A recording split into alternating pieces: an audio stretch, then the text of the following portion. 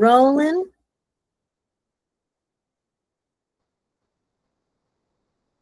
All right. Got our little note taker going. So, Miss Olivia, thank you so much for joining us today. I know you just got in from, wait, remind me where you just got in from? Peru. Peru. So awesome. So how was your trip? And what were It was you doing there? amazing. Was it? It was life-changing. It was long. It was my longest trip, but it was amazing. It went great. So. Were you going to view a property, or was this just for pure fun, or was this what was it for? So it was a fam trip that I put together. I'm starting not to like to call them fams. So I kind of call them experiences with travel agents. So we're all travel agents. But we didn't tour any properties because I wanted to get people immersed in the culture, things like that. So we didn't tour a lot of properties. But it was a group of agents and it was good. It was really good. So why do you not like to call them fams anymore? I'm curious. Because I feel so with the fams that I've been on quite a few, and it's been tiring. They are long. I don't really remember, like, we're going to 10, 12 hotels, and I'm just like, at this point, they all start to look the same. So I'm more of a let's experience the culture, let's meet real people, let's get on the ground contacts, things like that. And on some of the fams I went to, not all of them, I just didn't get that. I just saw a bunch of hotels and room categories, and it just became a blur. So I like experience better. And I typically think travel agents associate fam with supplier, like coming directly from the supplier. So I don't want to get that confused either. Right. So that leads us into, because I think there's some here that might not know who you are and what you do. Mm-hmm. So start there and give us a rundown of kind of like your journey, what you do, what you're even talking about right now that you create these trips. So give us a little rundown of who Olivia is and all the goodies she brings to the world. Sure. And thank you all for joining all of us on this Sunday. I'm really excited to be here. So Olivia, I started in 2016 as a travel agent. I started with IntelliTravel. I didn't know anything, literally nothing about the travel space. And everything I learned over the time was just trial and error, figuring out as I go, failing, and just learning from my mistakes. So that's how I got to this point. And then I took a 2-year break, I believe, right around COVID or a little after COVID. I took that break. I'm like, I just can't do this anymore. It's a lot. So I came back and I'm like, I want to do something different.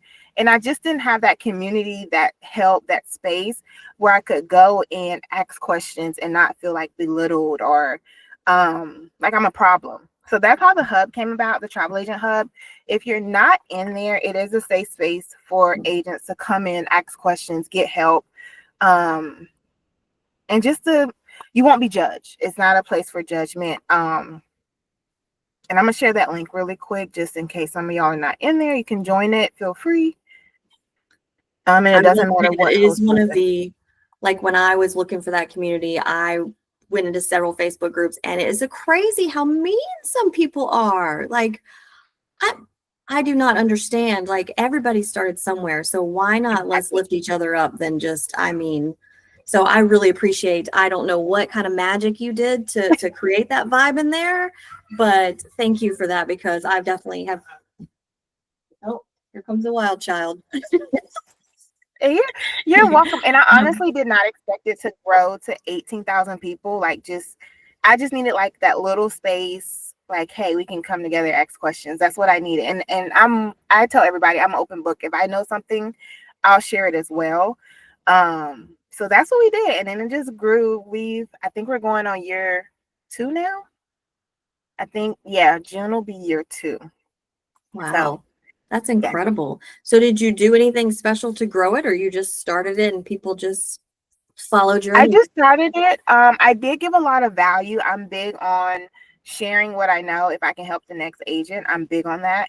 And I think that's just kind of where people started gravitating towards.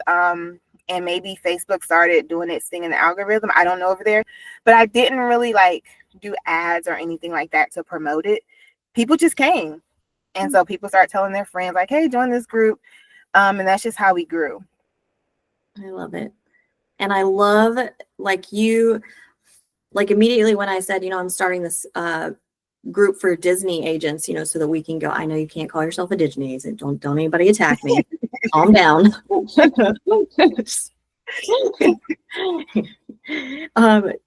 Olivia immediately was like, yeah, share it in the group, I'm joining too. I'm going to Disney too. So I just appreciate that about you, that you have that energy, that collaborative energy, that you don't, gatekeep and are like, no, this is mine. And there's not enough for me. So I love that about you. Absolutely. You're welcome. And I'm glad you honestly started the whole Disney group, because this industry can kind of be like, if you don't have a seat at the table, you got to kind of make your own. You got to find your own lane. And that's what I did with the hub. I felt left out. And of course, some of you may know, with IntelliTravel, some groups don't welcome those agents. So I'm like, okay, let me just make my own space. And that's exactly what you did with the Disney group. And I love it, because Disney is a lonely niche, or it can be lonely, because it's like, if you're not, what is it called, earmarked, you're at the bottom of the totem pole. And I just feel like that's unfair. Yeah, so. Disney doesn't really, I'm still waiting back for an answer from over a week ago to a question from Disney. So it's kind of like, if they don't give you a seat at the table, build your own table. And I love that. And that's what we have to do in this industry. With any niche, we just got to kind of work together.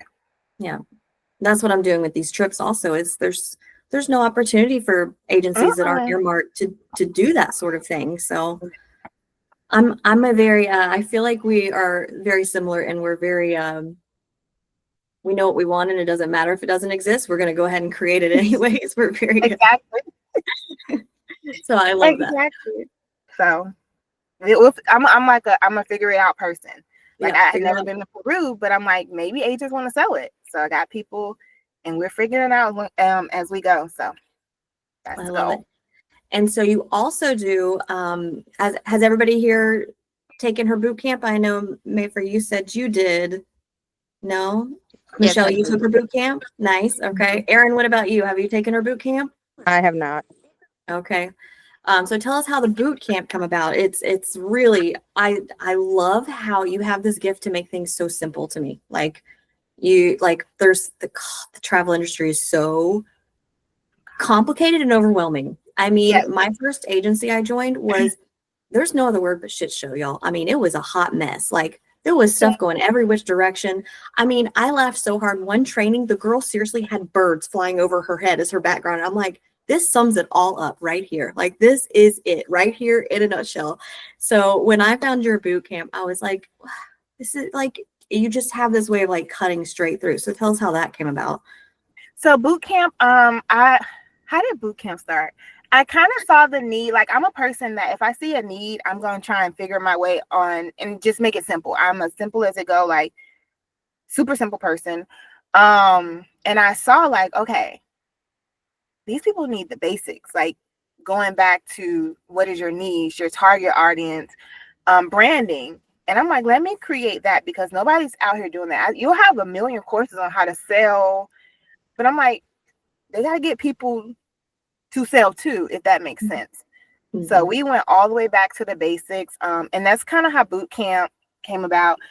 And it was just a hit. I think I've done 4. And then I'm working on the last one I have now that starts September will be the last one that I actually host, walk with you through the course. But it'll turn into a course where you can just work on it at your own pace. So that's what that's going to be. Because I realized it was 4 weeks in the beginning. I'm like, that's a short period of time, especially for people who are new. So I'm like, they just kind of need this at their leisure so they can go back and forth. So that's what it's turning into. My next boot camp, you'll have it forever. And it's literally just the basics. We literally start with your goals. We start with who your target audience is, who you're talking to. And I noticed that I was the same way. I was talking to everybody. So you're not going to sell to someone who wants to go to Disney the same way you sell to someone who wants to do adults only, all inclusive. The selling is different. And so when you try to sell to all these different people, it just becomes a mess and a headache. And now you're overwhelmed. So we take it back to the basics with boot camp. And that's how that came about. And it was, like I said, it was a huge hit. So I'm just turning it into a course now so people have it at their leisure whenever they need it. It's also incredibly reasonably priced. Yes. I love it. I feel like you really are like more than being like, let me make $1 million. You're saying, let me help people because, Yeah. a lot of the newbies are just, they don't have the money for, another course and another thing. And so I love that you also made it very accessible. And I mean, I just feel like it was such a just really great thing to go through at such a great price. Like I really enjoyed it. And I have always said to myself, I don't want to be that $1,000, $2,000 person. I want to, my niche is newbies or people or agents that's overwhelmed. That's my niche in this industry.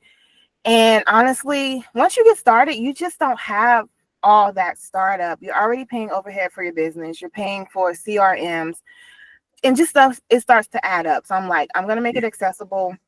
My goal is not to get rich or anything, but to help people. That's why I'm here. So I made it super affordable, and it's still affordable. It's $25. So if anybody needs it, I'll drop that link as well, so you'll have it.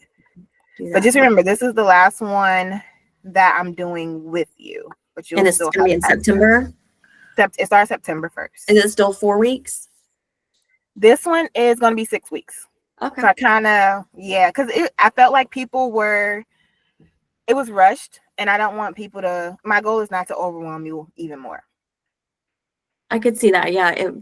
If I had been brand new when I was taking it, I feel like it definitely would have been, because it was pushing me. It was like It's a lot.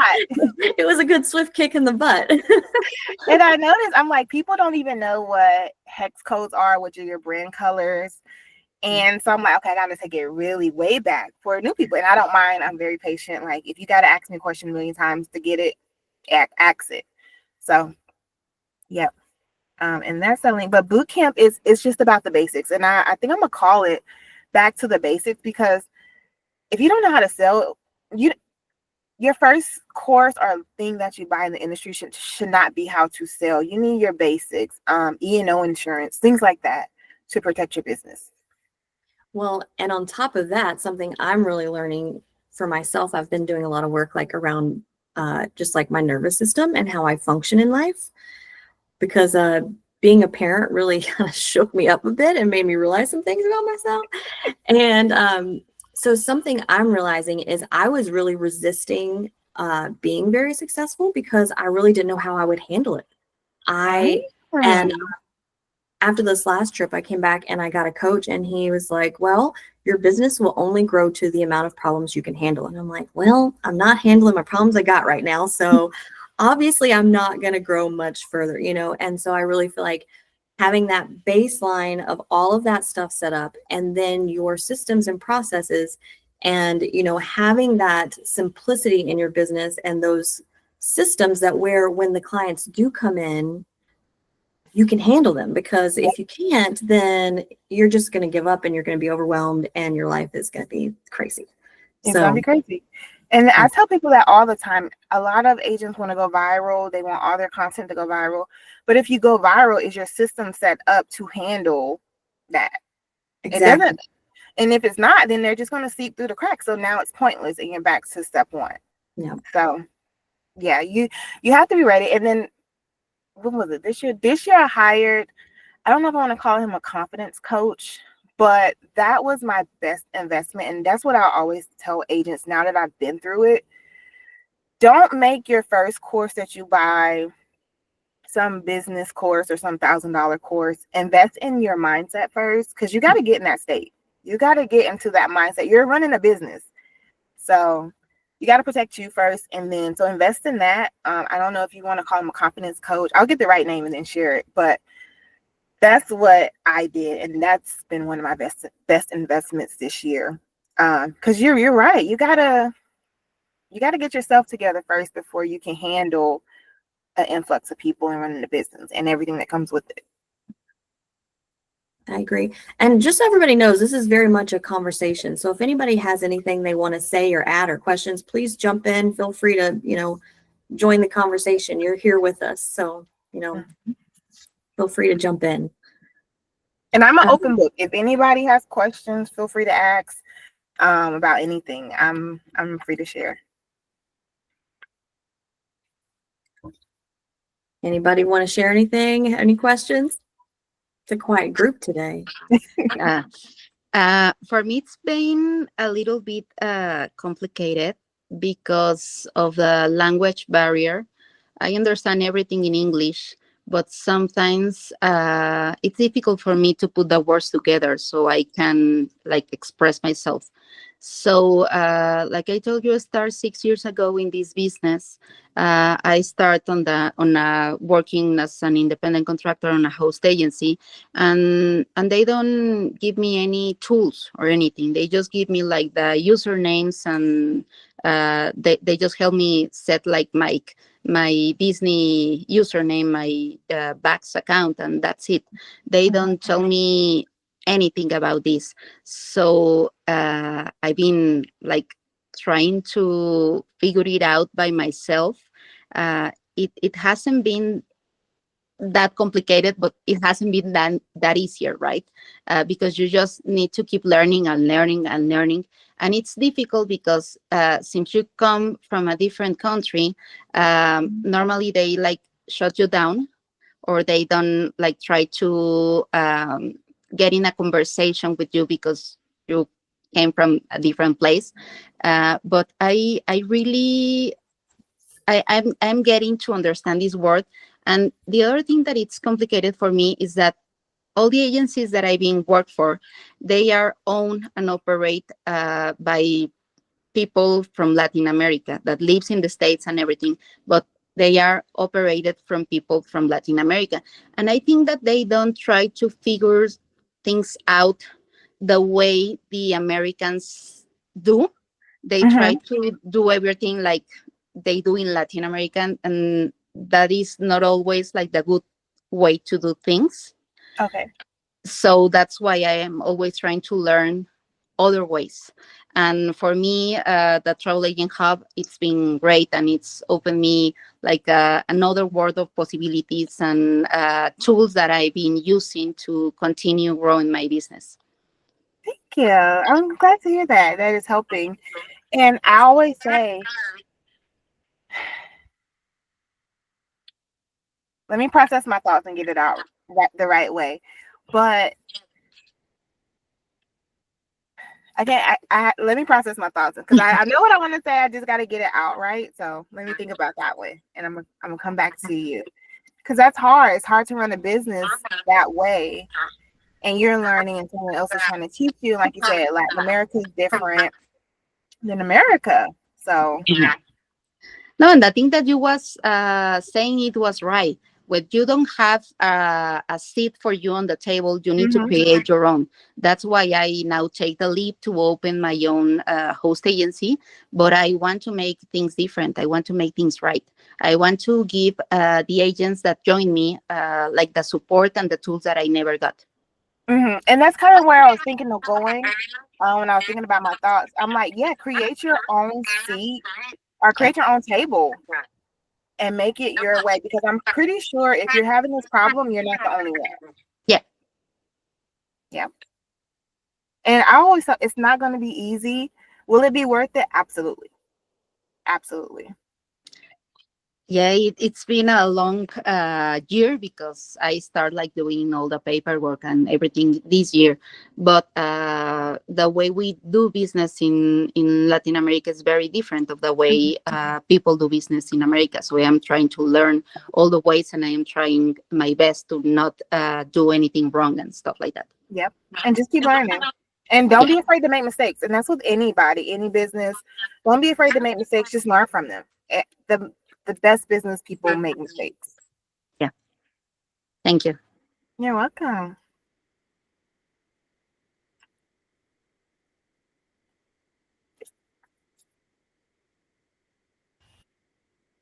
Good point. Natalie, are you about to say something? You look like you're like about to say something. I was trying to think and process it. So mine is centered around thinking.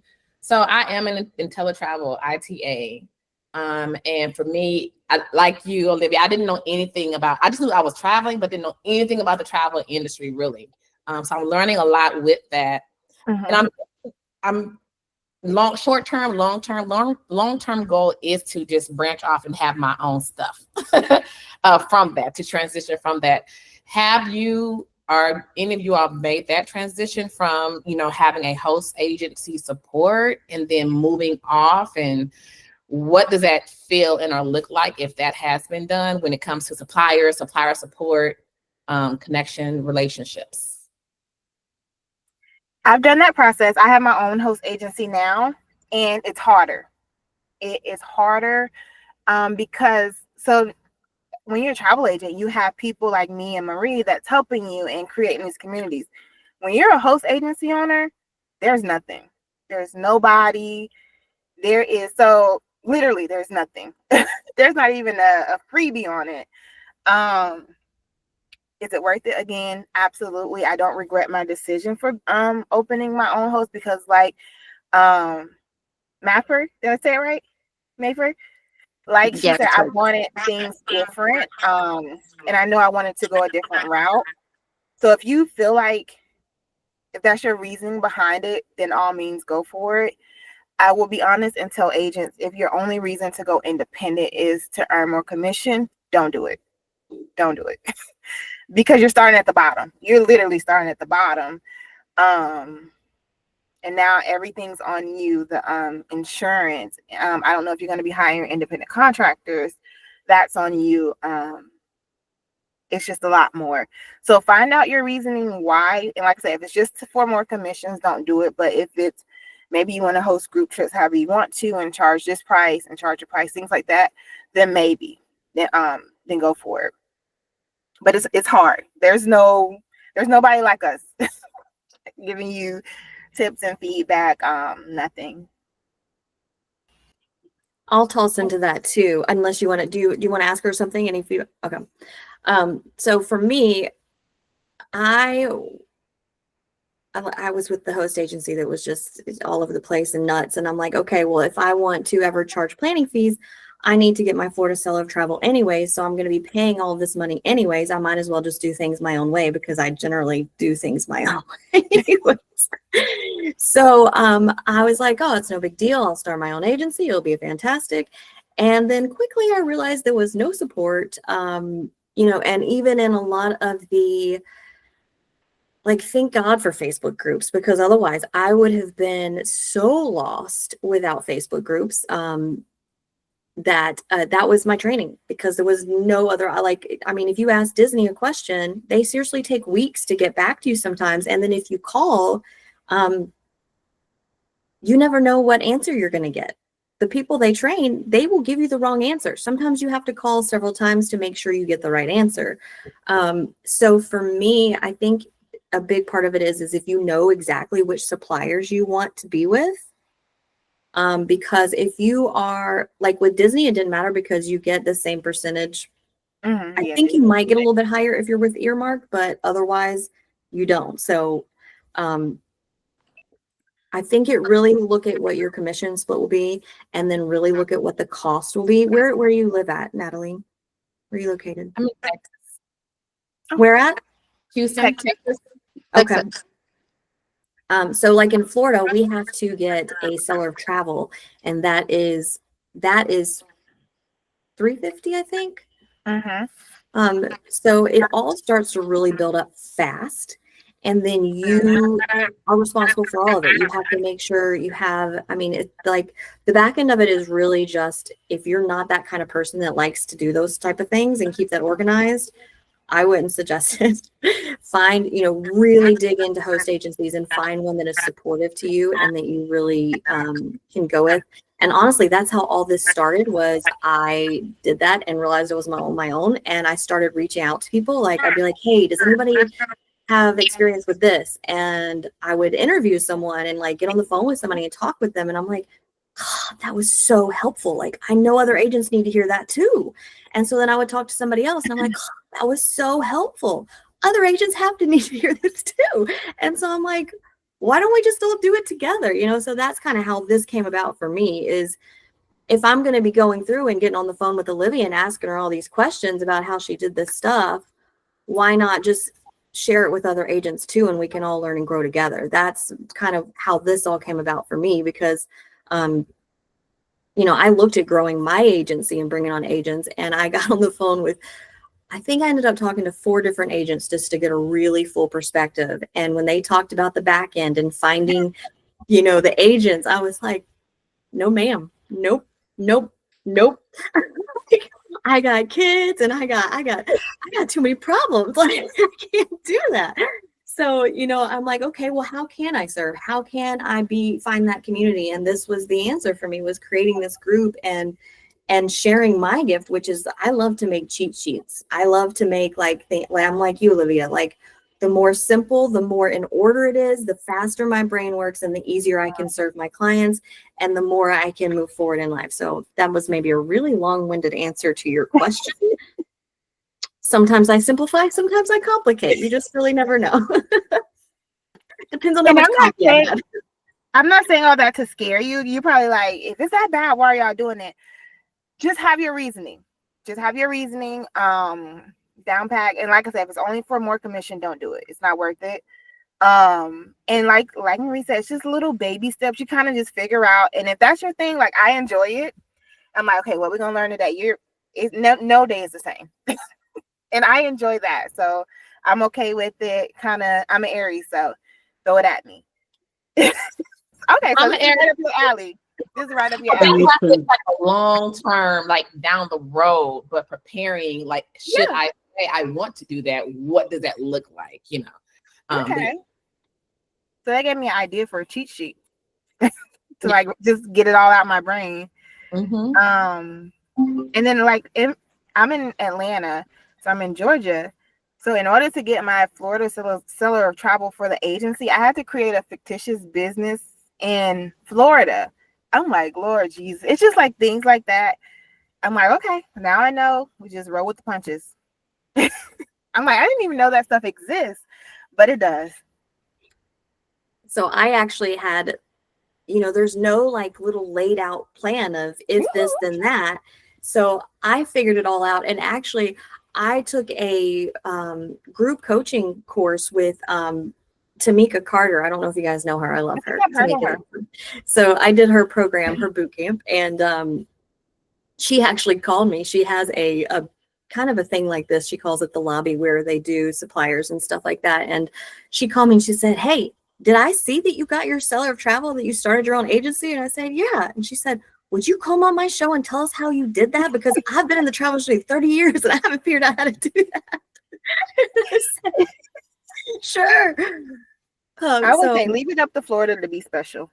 I mean, I don't know why we have to make everything so complicated, but I will tell you this, okay? I just added a doing business as because my actual agency was something else and Magical Migrations was just going to be like the branch of Disney. Well, since I've pretty much just gone straight full in on Disney, I felt like it needed to be like my name instead of just something I was like calling it Magical Migrations. So I added a DBA. And it has been so complicated to add it to Disney and all these other places. The easiest one was for my seller of travel. I was floored. I seriously just wrote them an email and within a minute they wrote back and said it's added. I was like, couldn't believe it. So that's funny. I am waiting to hear them back from them. So I'm crossing my fingers that everything will be okay, but I'm not so sure because it's the first time that I do something like that, like the paperwork and everything. Mm-hmm. And I will say with Florida, I'm not gonna say don't worry, but if something's wrong, they're gonna send it back to you, let you fix it. And because I had like 3 issues every time I did something, I was like, I forgot this. They're good about letting you fix it and correcting the error and giving you time. Okay. Do you have any idea of how long does they take to figure all the paperwork and tell you it's fine or it's done? I think your process is a little bit different from mine because you're setting up your agency in Florida, right? Yeah. Okay. Well, the agency, it's already the LLC. It's in Delaware. Okay. And I am getting the seller of travel in Florida. Okay. So I think my full process took me about a month because I had to create that fictitious business in Florida. So you have to have someone that lives there like that. If something happens, they can come and deliver mail or whatever. So I had to do that process. So they gave me time to do that. And then, like I said, something was wrong. So about a month total. Okay. And do you have somebody that lives in Florida, or you like get a service of that? No, I have someone that lives in Florida. Okay. Yep. So if you have a family member or somebody that'll accept mail for you, you can use their address. Okay. Yeah, Mhm. that's something that it's worrying me a little bit, because I didn't put a Florida address. I put a Texas address, so I'm not so sure about that. I called them and they told me that it was going to be okay, but I'm not so sure. So let's just wait and see what happens. And hope for the best. Yeah. Yeah. I will tell you that the guy that when I first got my solo travel, he wrote me back and forth over and over, and I seriously was like, thank you for being patient with me. And especially once I said thank you for being patient with me, he was so kind and helpful. And he really walked me through every step. I mean, I would send it back and he'd be like, and now this is wrong. And I'd be like, okay. That's what I was. And they were very patient. So once you finally Poor get guy. someone, they'll walk back and forth with you.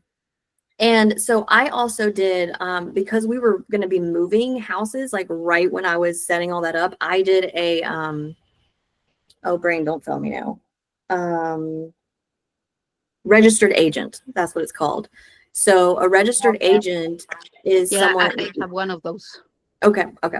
Yeah, that's what I did, because I think it was like Northwest. Northwest. I am with Northwest. Okay. Yeah, we did the same one then. And they've been great. I mean, I found a great deal with them, and I actually reused them again this year because we might be moving again soon. So it's nice to have that address that the important stuff goes to that will not get lost in the mail, so. Yep. I do have a question for you. For example, in Disney, I've been hearing that if you make the reservation of a room only, they don't transfer that money to you. They send you a check. That is correct? I don't know if it's different for you living out of the country. I have no idea how anything works out of the country. I'll be really straightforward. No. But for example, the agency that I am, the agency host that I'm part of, it is in Texas. And they have been saying that when you book a room only, they pay differently than the packages. So the packages, they just make like a transfer from bank to bank. And the room onlys, they send like paper checks. So I'm not sure. Mine goes straight to both are ACH for me. They go straight into my account. Okay. Same for me too. Okay. Maybe they got something wrong. That's the thing that I'm telling you, that sometimes we don't know how to do business in the States. So sometimes we don't do everything correctly, so it will work fine. So that's what I am trying to figure the puzzle out. I would honestly try and find yourself a mentor who has been through what you're doing specifically. Yeah. Because of all the nuances with all the different suppliers and the different rules within the states. Because I know there's more. Yeah. I mean, there might even be some in the travel agent hub that you could put out a post and reach out and say, has anybody been through this aspect of it? Because, I mean, I feel like with you living out of the country and you working with the host agency, it's probably going to be, and the language part you were talking about, somebody that's just been through all of that will be really great for you to connect with, I feel like. Okay, thank you so much. That's what I would recommend. Thank you. Don't be scared to reach out. Like I keep trying to, put that out there. Like it can be scary, but do not be scared to reach out, because the longer you just sit there trying to figure it out on your own and spinning out, you're going to eventually give up, like find that support, whatever it looks like for you, find it. Yep. Thank you. And all they can do is say no or not respond. Just that's what I tell myself. Just keep that in the back of your mind. That's the way that can happen. Okay. Yeah, we just did an exercise with my coach that I loved, and he's like, all right, so what do you imagine if you were wildly successful right now and something happened? What is that thing that happened? Would people not like you? Would you lose family members? What is it? And then he's like, all right, now can you be okay with that? Mm-hmm. And I was like, oh, I don't know. And so like, I've really been looking at that, and I feel like this week has really, I feel like when you open yourself up to it, like it all comes. So I feel like I really opened myself up to that. And a lot of things have come this week that I've been like, I can be okay with this. I can be okay with this. Yep. It's scary though, but you just gotta do it. And I am a shy person. Like, I did my first Zoom call ever for the hub and I was literally shaking. But once you keep doing it, keep asking questions, and now I'm okay with no. Like, I would used to be like terrified of no, or if somebody ignored me, now I'm okay with it. Because I don't attach feelings to it, if that makes sense. Everybody's busy, everybody has their own thing going on, so you can't find your people, find a mentor. I agree. Like Marie said, that has somebody that has at least been through something like that. Just reach out. Perfect. Thank you. You're welcome.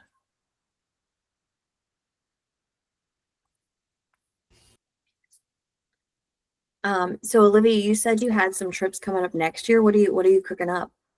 Next year for my experience trips, aka FAMs, I'm going to do Peru again, and then I'm going to do Cartagena. So, am I saying it right? Cartagena, Colombia. Sí, Cartagena. Yes, Cartagena, Colombia. So that's what's next on my list. I'm like, we have enough suppliers doing all inclusive. You can kind of figure that out on your own, but we need some that are immersive cultural experience. Maybe that's not high on people's radar. And I got that a lot with Peru. Like, people were like, I never thought about going to Peru, me either, until I went. So that's what's next. And then maybe Puerto Rico. Okay, Puerto Rico sounds I fun. would love to do Puerto Neighbor, Rico. I think it's yours. I think when you aren't muted is when there's an echo. I think I'm catching it. Is anybody else hearing the echo again? I hear echo. I think it might be whenever yours is not muted, Mayfair. Let me try. Is there an echo now? Mm-hmm. There's still a little bit of an echo and yours is muted. We've never had that. Oh, I don't hear it now. Oh, So it may be Olivia, I mine? think. No, I don't hear it now. No, I don't hear it now. So I think it might be yours. I don't know why it would do that, but I don't hear anything. I have no idea. Every once in a while there's just a really bad echo that starts. Well, anybody else? I do want to talk a little bit about fam trips. I was thinking today before I got on the call, like, when was my first fam trip? And I can't remember. But with fam trips, don't be afraid to, again, make your own seat. If you're not getting invited on fams, you can't figure out who to contact to get on one, create your own. And I'm gonna give you like maybe 2 to 3 ways to find them. Let me see if I can share my screen. My number one tip is, if your BDM isn't working for you, go to the tourism board. That's a good tip. Let me see if I can share my screen. I will say the Orlando Tourism Board, Visit Orlando, excellent, you guys. If you do their little training too, if you fly Spirit, you get a free bag checked every time. So, Yep. we'll slide that in there.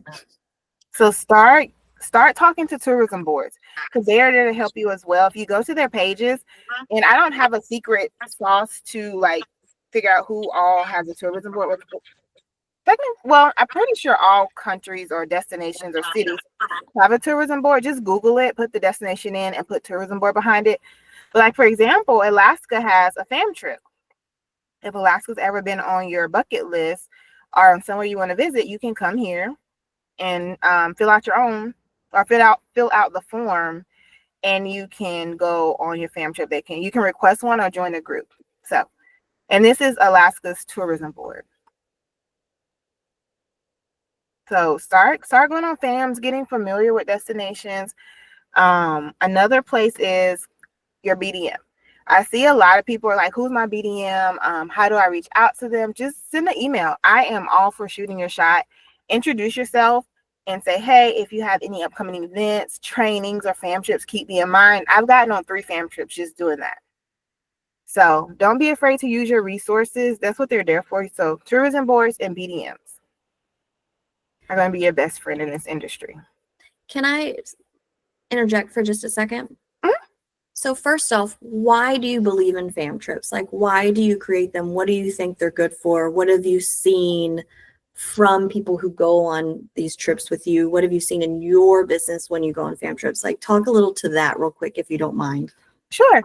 So I believe agents should go on fam trips to do exactly what the purpose is, to get familiar with the destination, whether that's a cruise, if that's a all-inclusive.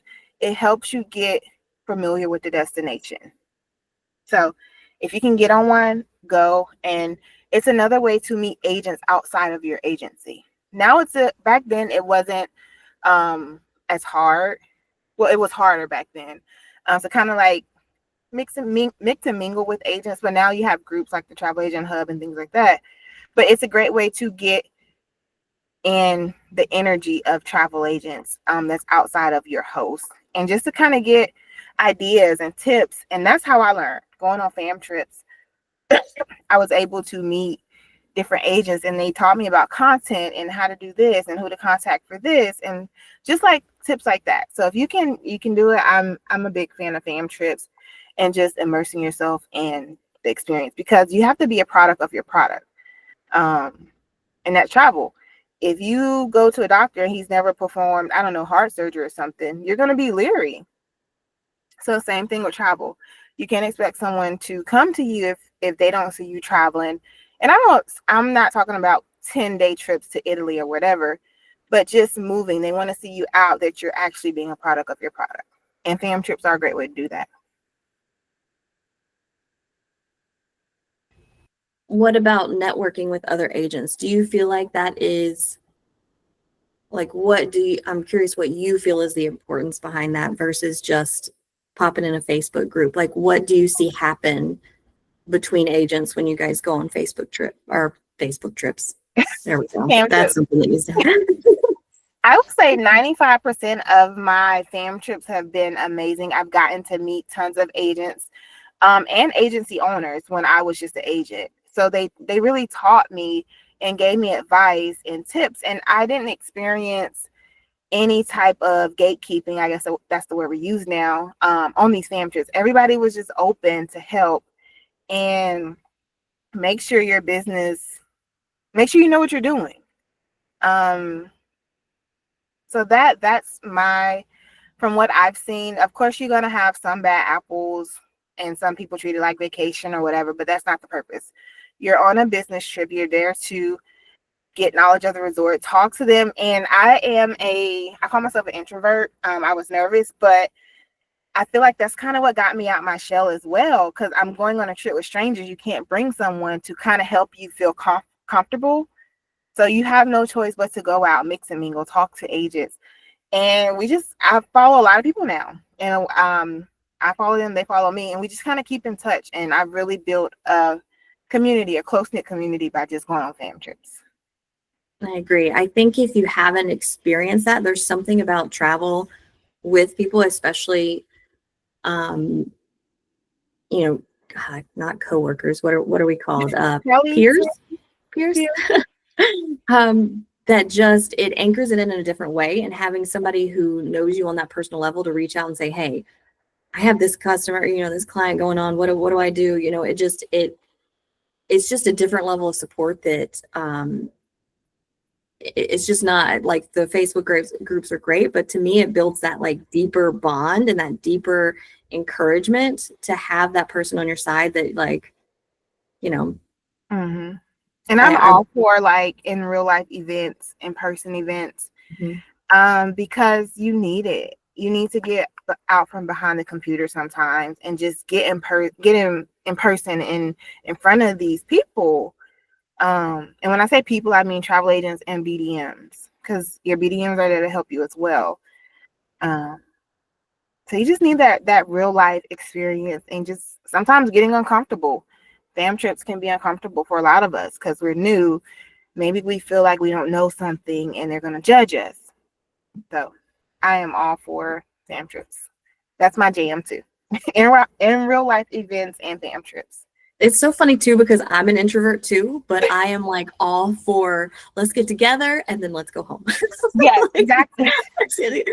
And then I'm gonna not talk to anybody for a week. But yes, because I need to recharge my battery. That's how I am right now about for real. I'm like, okay, 9 days, I'm good.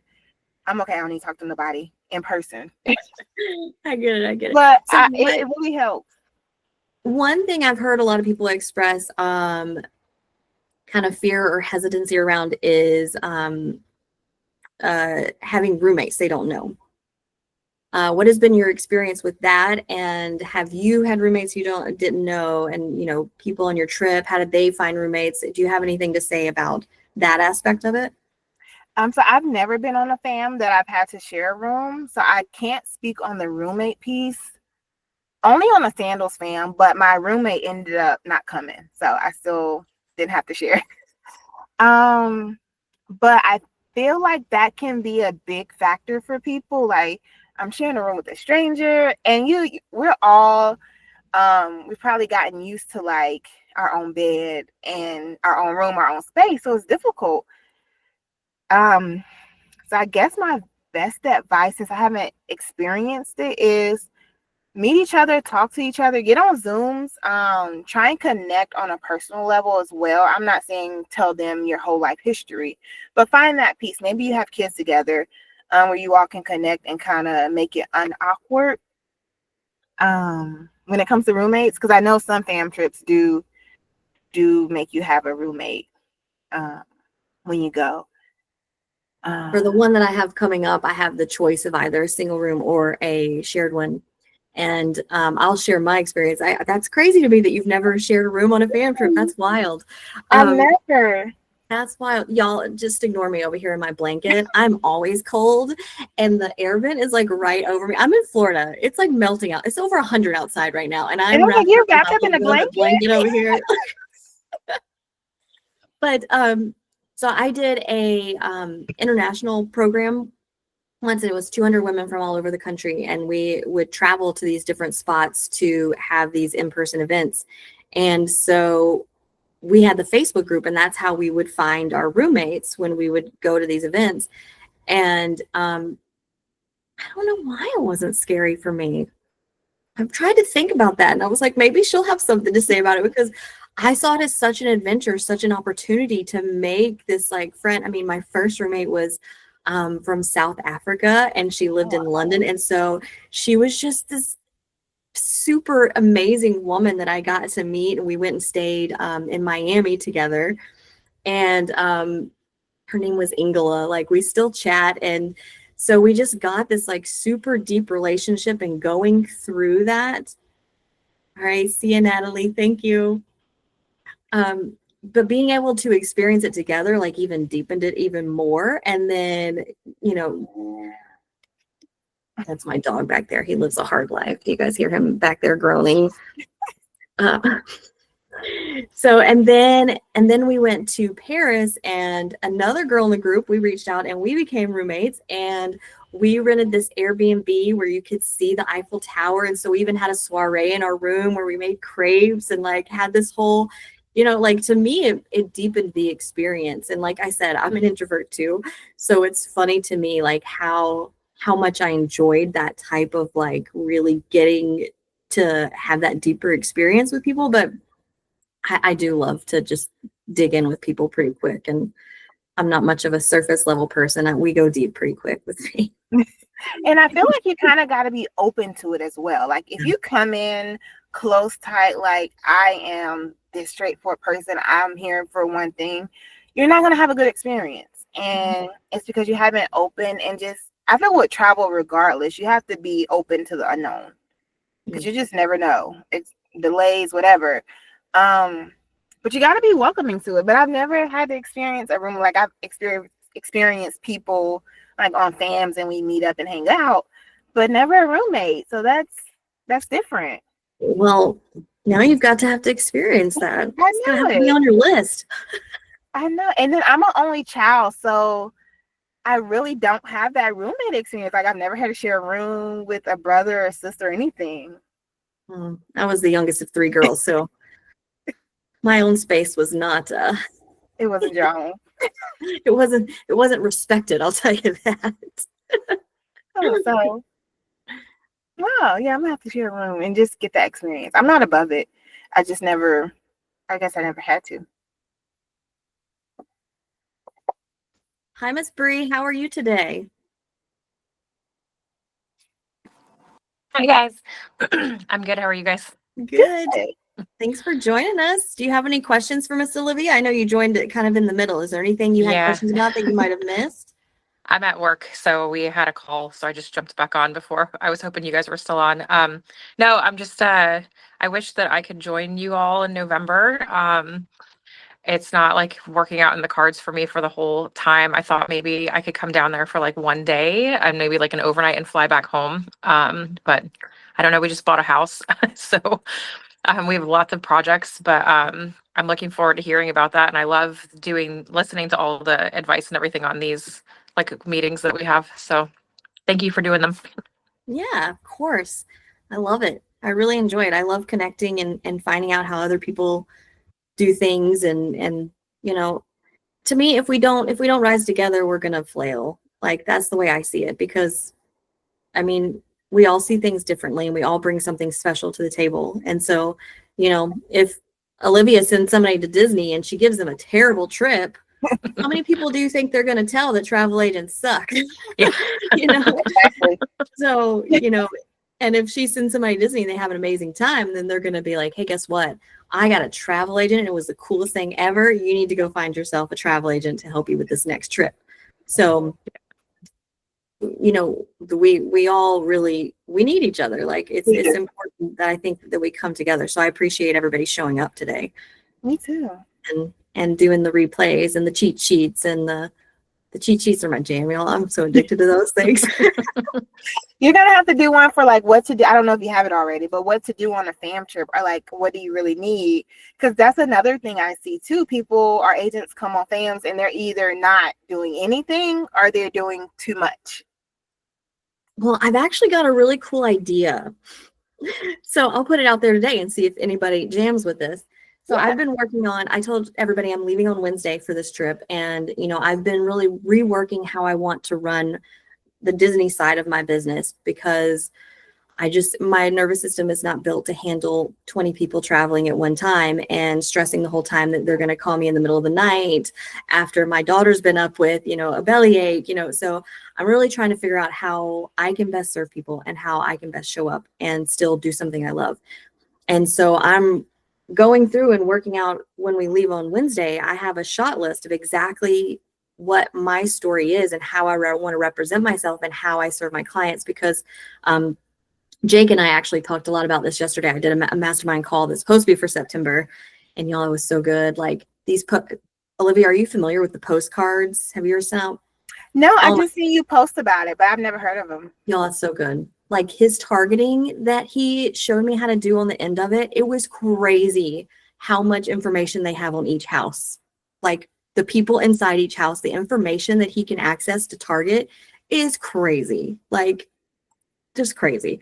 So anyways, I've been mapping out exactly, how to get this, how to figure out what your special is and then how to capture it at Disney, because I feel like as travel agents focused on Disney, I don't know if it's like this for other locations as much, but I feel like we get so caught in between being a content creator, a influencer, and a vlogger that we forget we're selling our travel services. We're not here to entertain and dance and do the jams. Like we're trying to sell our services through our content and how to educate our people. So it's really what I'm putting together for the fam trips. That's one of the things I really want them to be able to get out of it, is to be able to go in and get the exact pictures they need that present themselves as a professional versus somebody prancing around in ears having a great time, which is great, count me in, but we also need to have a way to present ourselves as professionals versus just someone who goes to Disney. And so I was kind of looking at creating a little course or membership or something to where there's the fam trip guide to where you know exactly what shots you have, how to figure out what shots to take, and then having a really organized photo bank where people can add their photos and do tags on all of them. So if you ever need any sort of Disney photo for any sort of content, you don't have to be so stressed when you're there with your family to get those things because they're already there that you can just go in and search. So I feel like that would take the edge off, because that's something I've heard over and over is people want to go with their families, but they also want to get these images while they're there. And so it really is this like, it's like, how do you balance family time and okay, turn off the travel agent hat or the travel creator hat? Exactly. And it's hard. So that's why I think this would be a really great answer for that and really fun, because you know, you could capture whatever you could capture. If you get a really great shot of Mickey, then you can share it with the group and it'll go in the bank for everybody to use so that they're not stressed their whole trip trying to get a shot of Mickey, you know, and then you can just save your time for like if the kids go down for nap, your partner can stay with them and you got your shot list that all you need is an hour to go run around. You've got, you know how to take them with your little tripod and your little clicker. And, you know, I think that's what I plan to do this time is to be able to really, I have my exact shot list of exactly the story that I want to tell with my brand, you know, represent who I am and how I do Disney. And so, yeah, what do you guys think about that?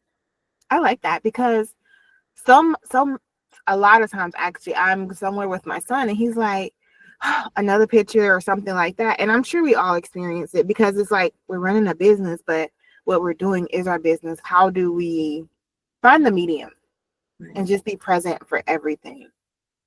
Right.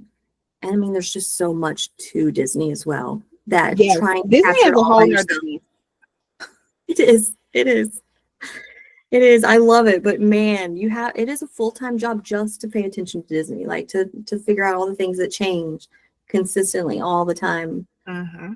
So that's kind of what I was thinking. I'm going to give it a shot this weekend and see, you know, when I go with my husband, how well it flows and how it works, my little system I got mapped out. And it's what I'm developing for the Disney fam trip for November too. So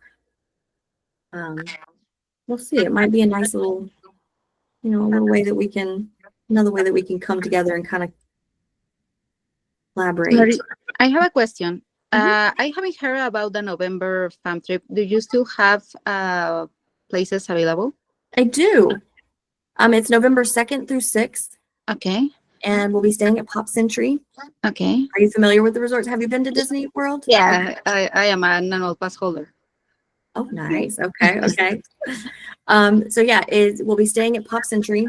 And I mean, if people want to stay somewhere else, we could look at different things. Like I did Pop Century because so Disney is a beast. So trying to cater to everybody's pass holders or Florida residents, or, you know, if their agency gets free tickets or their agency discounts, it was a hot mess trying to figure out how to best serve everyone.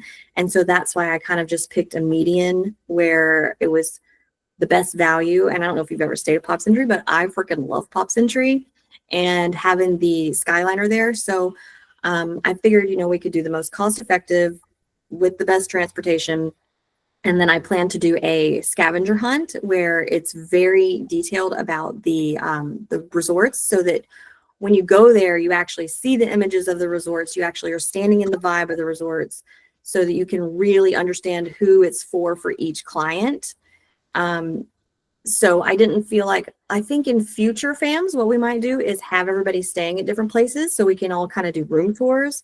But I needed to just get the first one done so that I could figure out what exactly everybody needs and what, you know, just got to get that first one in so that we have a flow and we have an idea of where we go from there and, you know, what really moves the needle for people. Like, is the photo thing what people need, or do people just need to meet other agents, you know, trying to just get it rolling. So do you have any questions about it?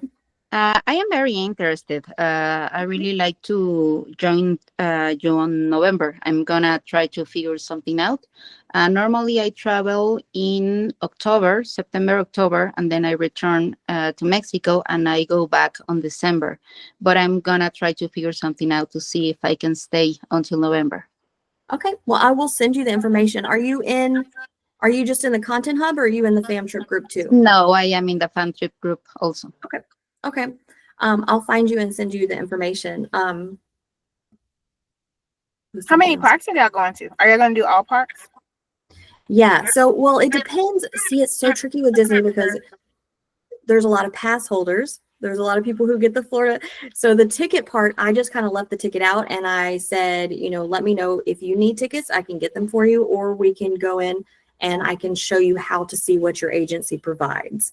Because because each agency also provides, depending on their status, they get different tickets too. So it's so complicated for Disney because if you go into the Disney travel agent portal, and you go into benefits, like if the agency is earmarked, oh, there you are. Look at you. You're fast. I just got a message from you. So like for me not being earmarked and my level I'm at, I get a 10-day ticket at 50% off. Whereas when I was with an agency that had sold a lot more, you get one free day ticket or the 10 days at 50% off. So our plan is to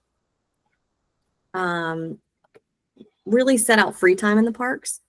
And then once we get our group together, then we'll get in there and see where we want to meet to eat and when we want to meet, because I really want everybody to have the free time to go see the new shows and to really partner up and do whatever they need to do and get their brand photos that they want to do.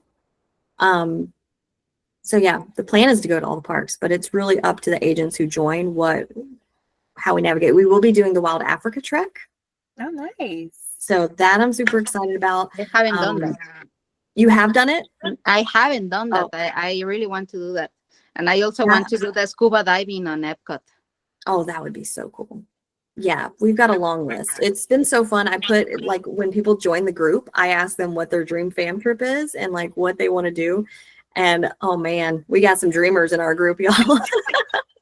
I'm like, let's just do Disney World first and then we will set sail. Like, oh, they want to go sailing on a Disney cruise. Oh, Disney cruise, Disney Paris, which a big dream of mine is Disney Paris. But I mean, everybody's got like some big ones that they want to do. Disney Adventures, I mean, all the things. So Alani, which is the Hawaiian resort. Yeah. That's a big one.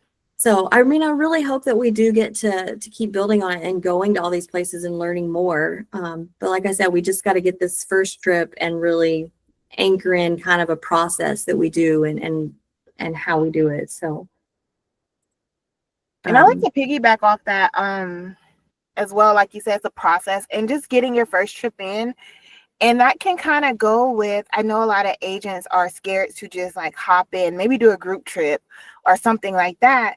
But you're never going to know until you just do it. So be fearless, be scared, but do it. Because that's what we're out here working with fear, leading you all.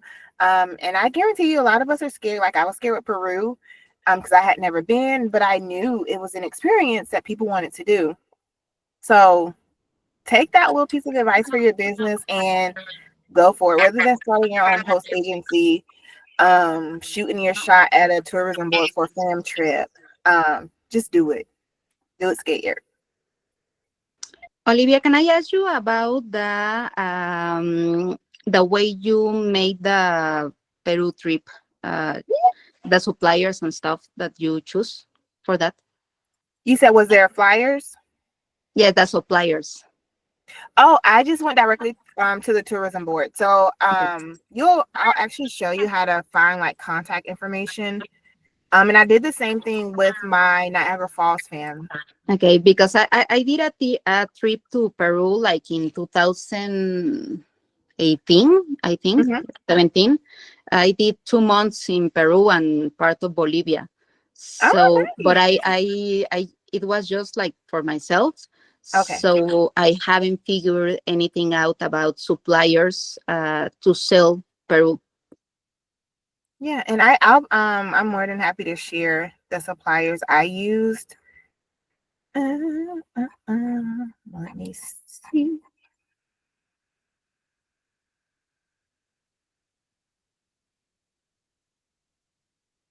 I'm gonna share my screen again.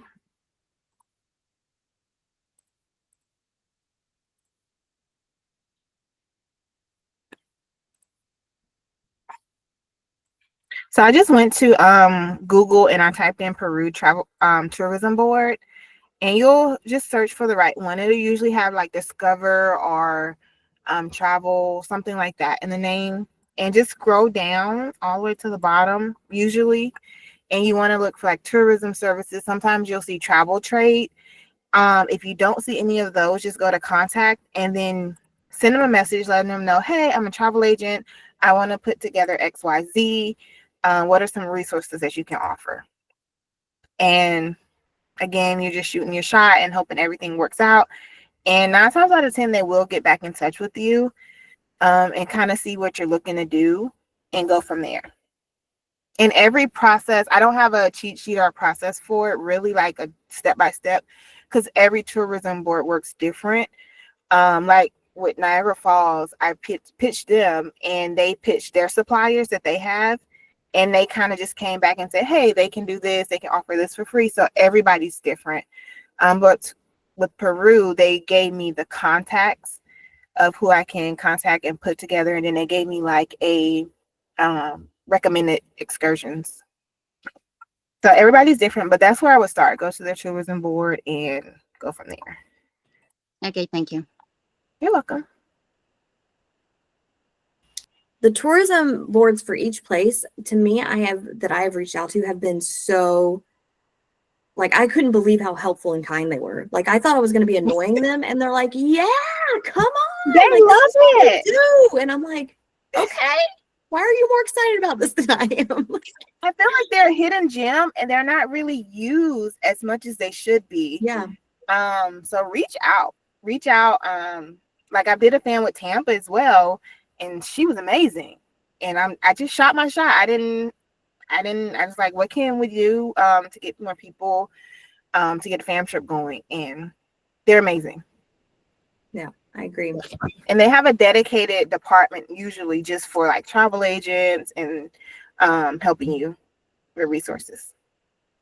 And Mayfer, I just thought of something for you, actually. I have a friend who teaches. She lived in Mexico for a while, and she also lived in Panama. And what she did while she was traveling was teach Spanish to children, or teach English to Spanish-speaking children.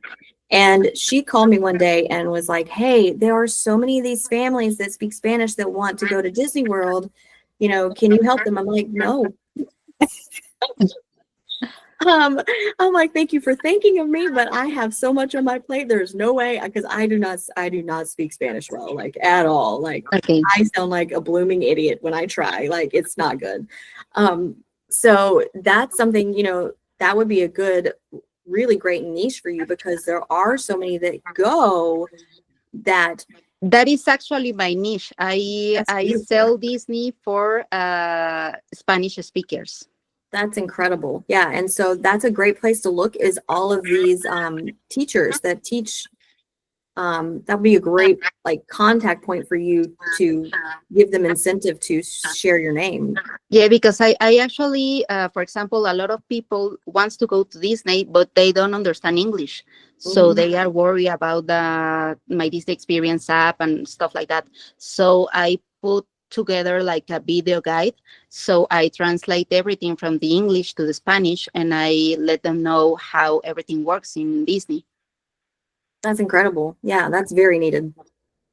That is. And are you in Mexico City, if I remember correctly? Yes, I live in Mexico City, but I spend like 6 months of the year in Florida, 6 or 7 months of the year in Florida. I love the state so much, and I love to go to the springs and the different zoos and the small towns, Mount Dora and stuff like that. It's so amazing. Nice. That's a great niche, actually. Yeah, and I also am trying to specialize in cruises. I've been taking a lot lately. I am now in my cruise number 28. Oh, wow. So I am trying to learn everything about the different cruise lines and the ships and like all that kind of stuff, because it is something that it's growing in Mexico and other countries. They are starting to travel in cruises. So they don't know anything. They don't know about which cruise line is better for each family. And I don't know, the ships, the dining stuff, the activities, if they need to book something in advance and stuff like that. So the agency, the host agency that I am working to open in this moment, I want it to be specialized in cruises for Spanish speakers persons. Nice. That's beautiful. I love that. And 28 cruises, holy moly, you're not trying, you're doing, you're mastering that. Yes. Yeah, I spent like 200 nights at sea, something like that. I Wow. have like all my record. I have the Shipmate mobile app. So I put there all my cruises and all the nights that I've been in the ships, because I really don't like the 3 nights or 2 nights. I believe it's not the best way to experience everything that the ship has to offer you. So I always try to do like longer cruises, like 7 nights, 10 nights, 11 nights, stuff like that. I am in the MSC Seaside for the 14th night of Christmas and New Year's Eve. So I am very excited about that. That's awesome. And I'm trying to learn everything, and I'm trying to do my You're best. not trying, sister. You're doing. That's You're what I was nailing gonna it. say. You You're are. nailing it. Thank you so much. It's just that I don't want to be seen as the Mexican girls who's trying to do something. I really want to blend in, and I really want to exceed like the expectations, and really help in the travel industry, because in Mexico they don't travel that much. The new generations are the ones that they are starting to get to know the world. And for me, it's something very special, like to help people to do that. For example, my mom is 74 years old, and she has the like the money to travel, but she didn't get to do that. It wasn't in her plans. But I start like, Mom, you need to get to know this. You need to go on a cruise. You need to go to Europe. You need to go to Peru. And now she's like, oh my God, I just spent so many years in my life without this, without traveling, without experience the world. So I am trying to change that. Because for me it's something that it's a passion. If I could, I live my life traveling all over the world. It's my biggest fear is not having enough time to see places, to go everywhere. So I really want to do something in that area. And I'm going to add my 2 cents. And you said you don't want to stand out. I feel like you should stand out. Not a lot of people have a that Spanish speaking community for travel. It's not huge. Yeah, the problem is that right now it's a lot of things are complicated with politics and stuff. Mm-hmm. So right now it's maybe hard. not. Yeah, it's maybe not that time to like go with a big paper everywhere saying, "Oh, I am a Mexican trying to do business in the States now." It is a hard stuff right now. Yeah. But once you get settled, once you get over that hump, then I feel like that's a great niche to have that Spanish speaking service that you offer. You have a leg up. So that's huge. Yeah, thank you so much. I try my best, and I try to learn everything and not make mistakes. And it's been an amazing trip in these last 6 years that I've been doing this. I wouldn't change it for anything. But yeah, you do need to work even harder to make your way in. Especially as a host agency. Yeah.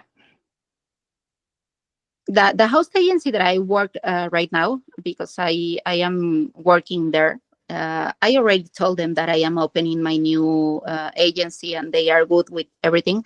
They told me, "Oh, we don't want you to go, but we understand your reasons," because it is an earmark agency, and I am not that good at social media. I am good like making lives and stuff, but I'm not so good like to doing like the post and the reels and the stories and stuff like that. I'm not a social media person, so I struggle with that. um, and they have a lot of agents that are YouTubers or TikTokers or stuff like that. So when they have events going on Disney, when they have like education programs of Disney, they just want to send the YouTubers, they just want to send the TikToker because they are good in social media. And I was like, okay, I am top seller. I am in the top 10 of the agency, and it's a very big agency, and it sells a lot. It's an earmark agency, and they never send me anywhere. So that's why I am trying to build my own table.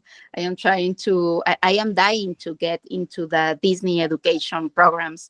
I've been working so hard to get there.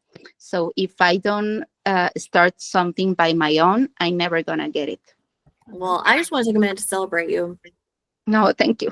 I mean, just listening to you talk and all the things you've done, and being top 10 in that an earmarked agency. To be earmarked, they're going to be a big agency.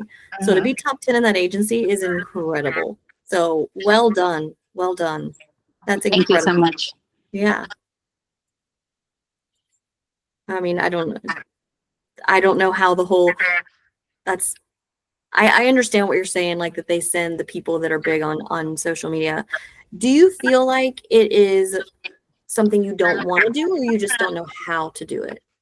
Why do you feel like you don't do social media?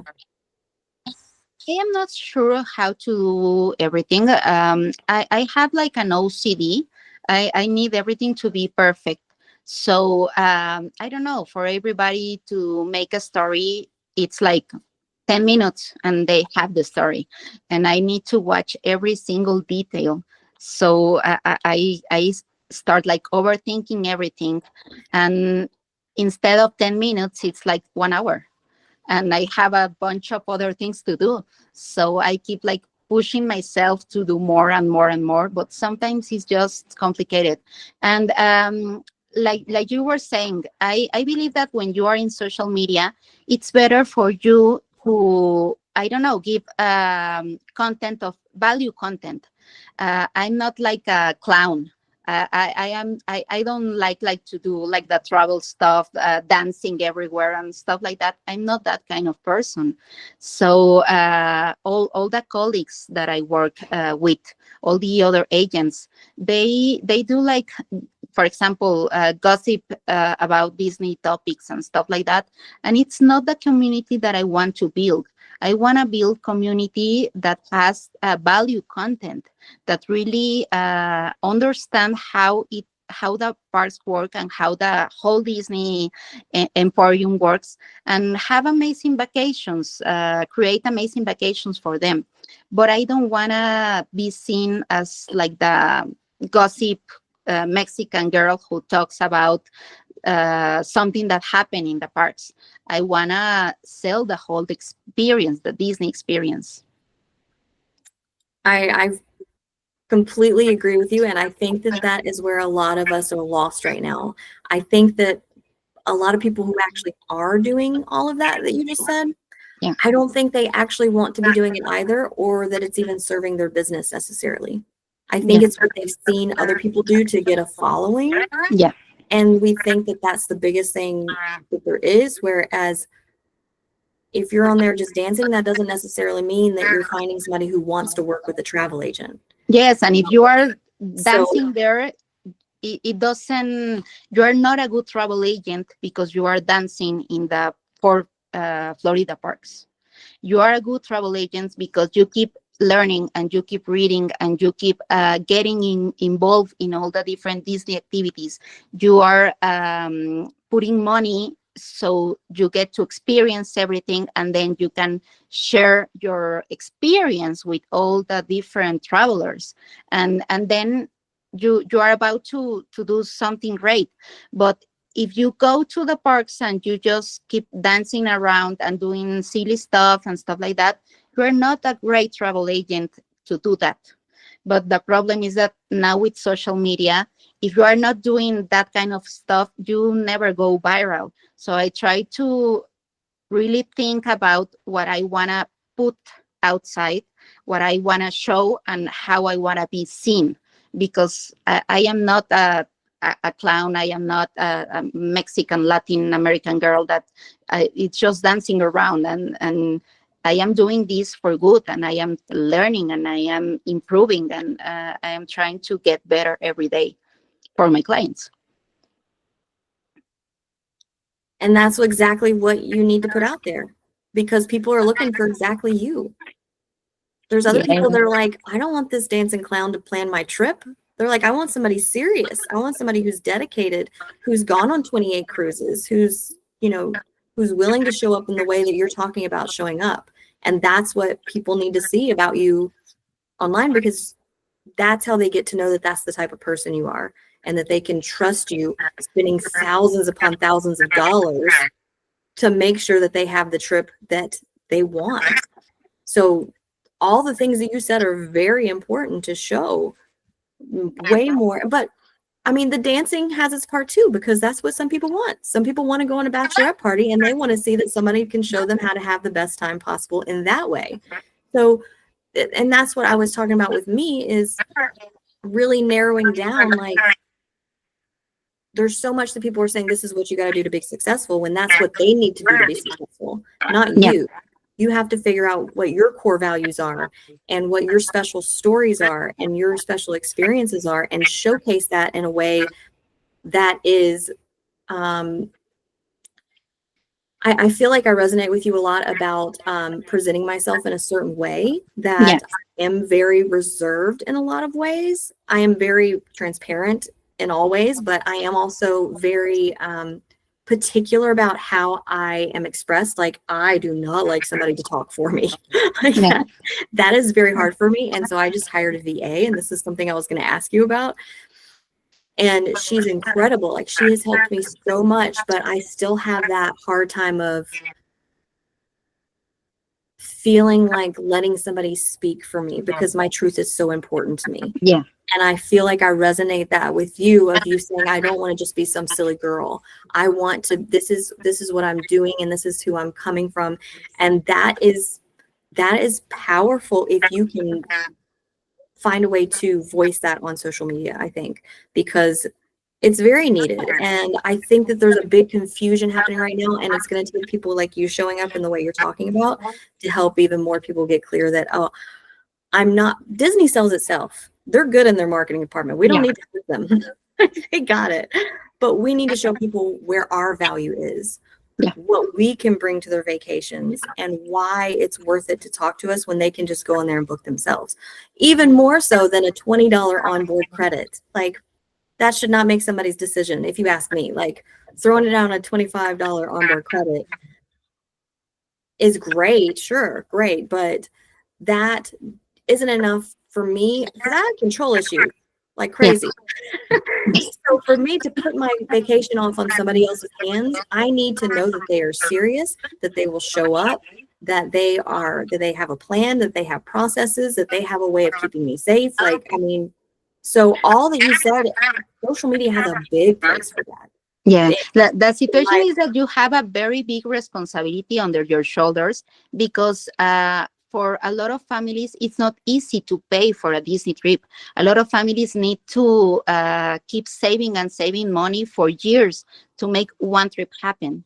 So for me, it's very frustrating to see that those families goes to agents that don't have the experience, that they don't get to know the destinations the way that I do, just because the social media numbers. That is so frustrating, because normally I heard a lot of stories. No, for example, a family that was hoping to go into a Disney trip, she put like all the money of the savings in that trip. and they fly to Miami to go on to the Disney Dream, I believe it was.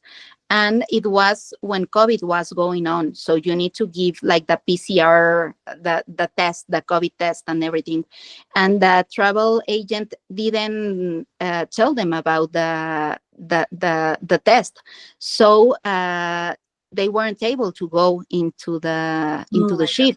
So they called me crying that they were on the ship terminal, the ship was leaving, and I keep hearing like the kids crying, and they say I should have been booked with you, but I booked with the other agent because she has like amazing marketing in social media, and now I am here without being able to go into the ship, and I don't know what to say to my kids, and it's like so frustrated that we live now in a world that social media does matter, and a lot of people in Mexico and in the States, and they are becoming a travel agent just because of the discounts, because they tell you you can be your own boss, you can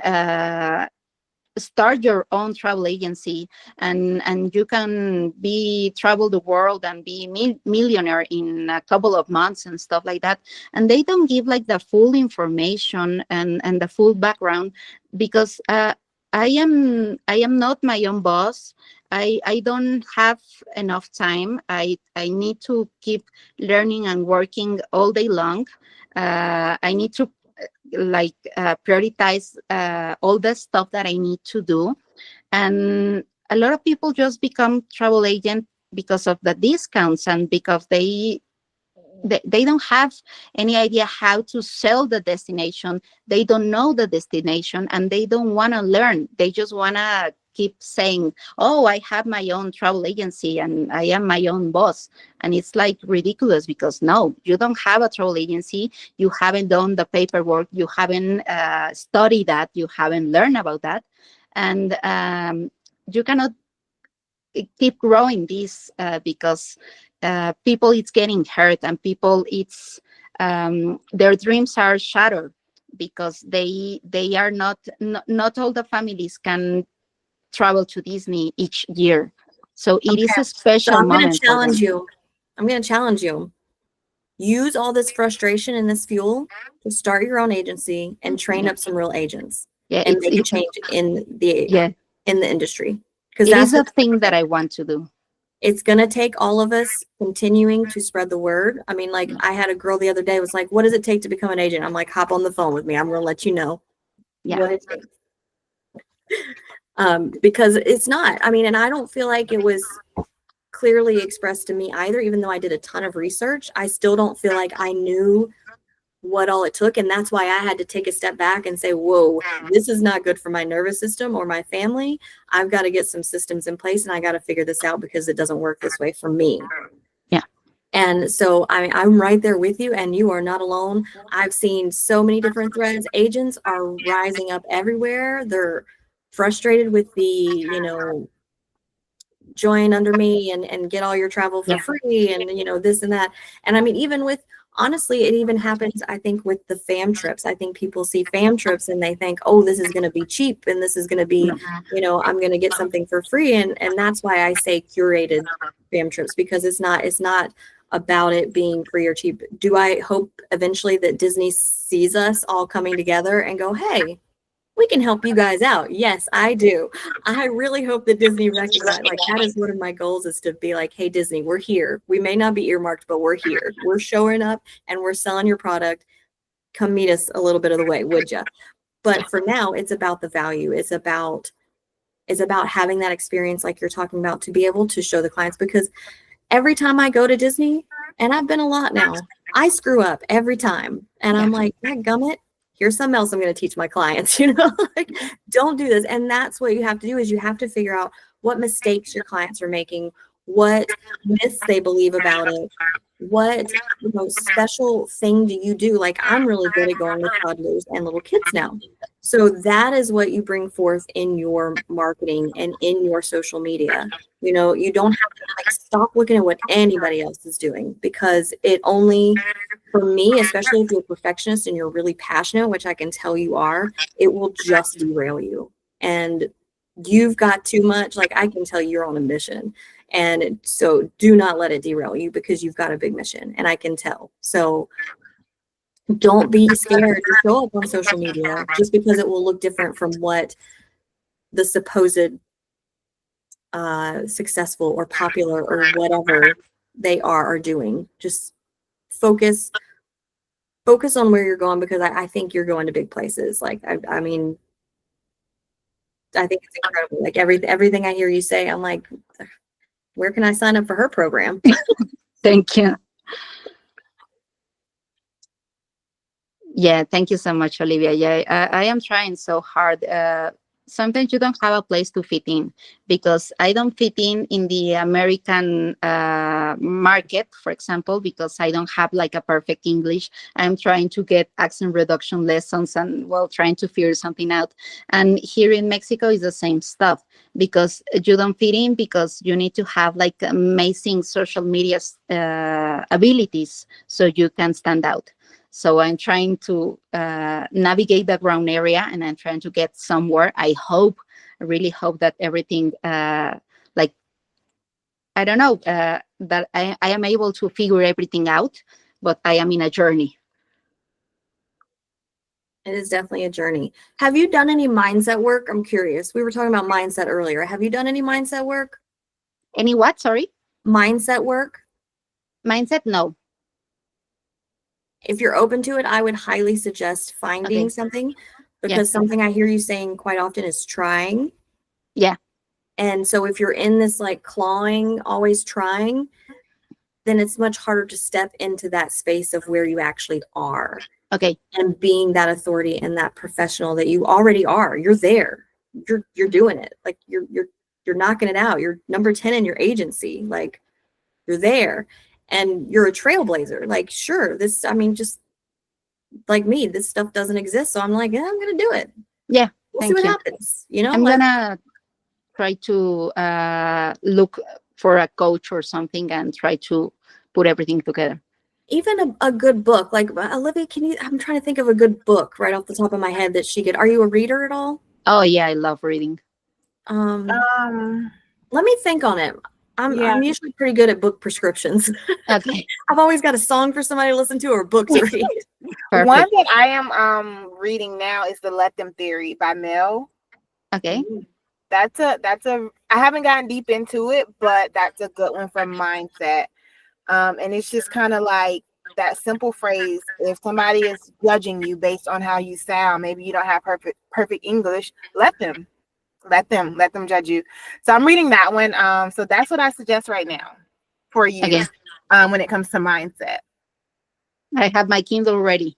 Yes, go to and then she has a Instagram. I guess they call them like mini groups or something. And she's always dropping mindset things in there, and I love it. Like, because she pulled herself out of a deep depression. I don't share the same story as her, but it was deep, and her thing now is just let them.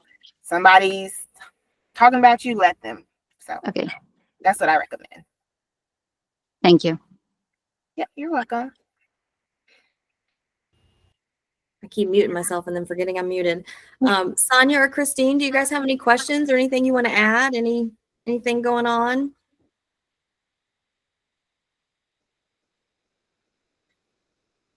I don't think I had anything. Let's see. I took some notes.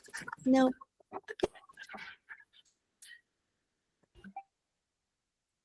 Okay, gotcha. I figured a lot of times when people have their camera off and are quiet, they're at work just sneakily listening. I like it. Oh, I am freezing. It is insane how cold I am right now. I am so cold. You sound like me in Peru, because August is Peru's coldest month, and I was freezing the entire time. Really? Cold. And they don't have heat like in their homes. Even in the Yeah, hotel no. didn't have heat. And I was so cold. Like, what was Yeah, the I temperature? traveled in July and August, and I remember also being freezing all the time. I wasn't prepared for that. So we were in Lima. It was about 50 to 60. And you would think that's like kind of comfortable, Oh, no, but it no, was no. cold. No. I'm cold at 80. I'm cold at 80. It's Yeah. really, I am full Florida blood. Full Florida blood. Like, Oh yeah, then you need to go to, if you go to Lima, don't go in July or August. Yeah. like the I can do heat much better than I can do colds. Like, I get so cold. And it's like once your nose get cold and your feet, it's hard.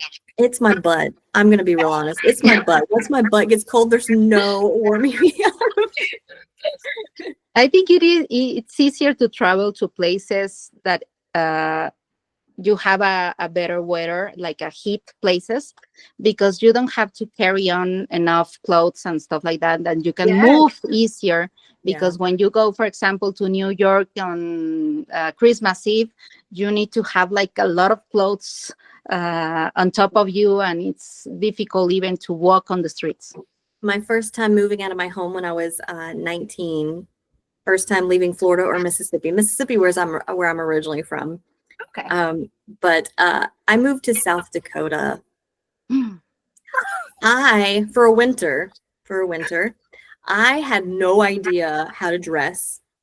Besides the fact that I was way too cheap to dress appropriately, because real clothes that you need for cold weather cost They're expensive. a lot of money if you're going to really, not be wearing 18 layers like I was. Yeah.